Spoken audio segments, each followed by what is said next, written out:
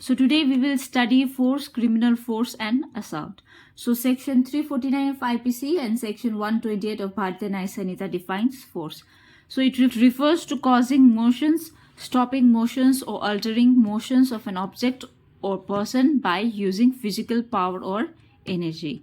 So the first ingredients would be motion, cessation of motion or alteration of motion. That is, the offender must cause an object or person to move, causing motions, stopping motions and altering motions, that is to change their motions.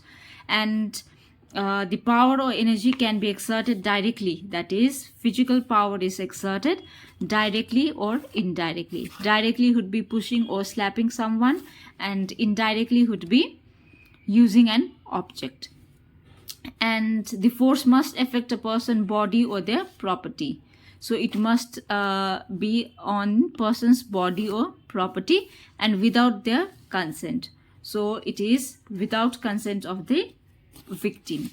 And there is the presence of intention and knowledge that offender knows that the act will likely lead to such consequences. So what is force? It is without consent, with the offender's intention or knowledge that the act will likely lead to such consequences, and it is against that person or property, and power is exerted directly or indirectly that leads to move, stop or change their motions. So let's see one example. Suppose P pulls Q Saul while Q is walking. So it causes Q to stumble and fall. So P has used force. Criminal force. Section 350 of IPC and section 129 defines criminal force. So it is the intentional use of force against a person without their consent, with the intention of causing or knowing that it is likely to cause injury, fear or annoyances. So injury means harm to a person, body, mind or reputations. Fear means instilling a sense of immediate danger, and annoyance means causing disturbances or irritations. So it is the use of force, that there must be an act of applying physical power to another person. So physical power is there and it is without consent, and intention is to cause injury, fear or annoyances. Suppose if A intentionally throws mud at B's clothes to irritate him, A has used criminal force.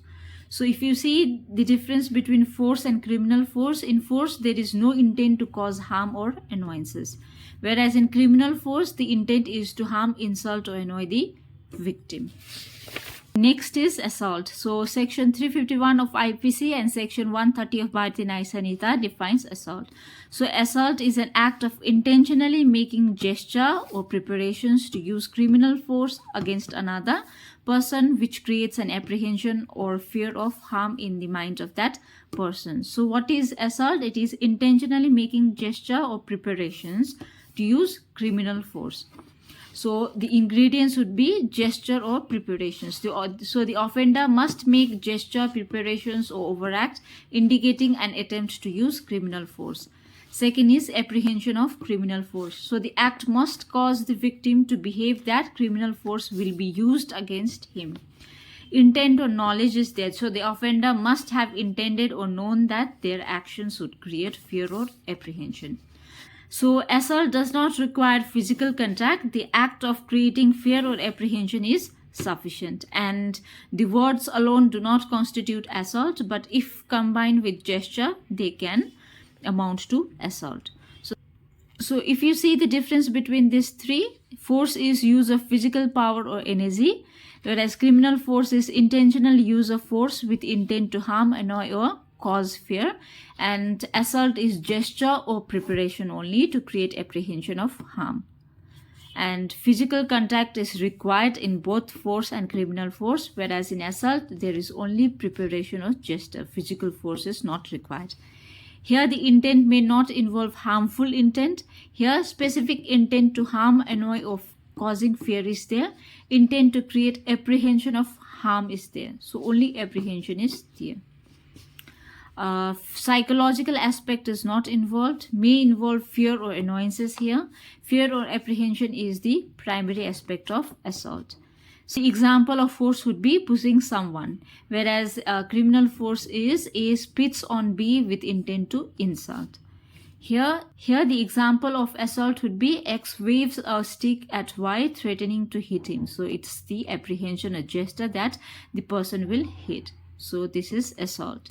Motive and circumstances of the act are crucial in distinguishing between force, criminal force, and assault. And attempts plays a crucial role in assault as it is often preparatory to criminal force.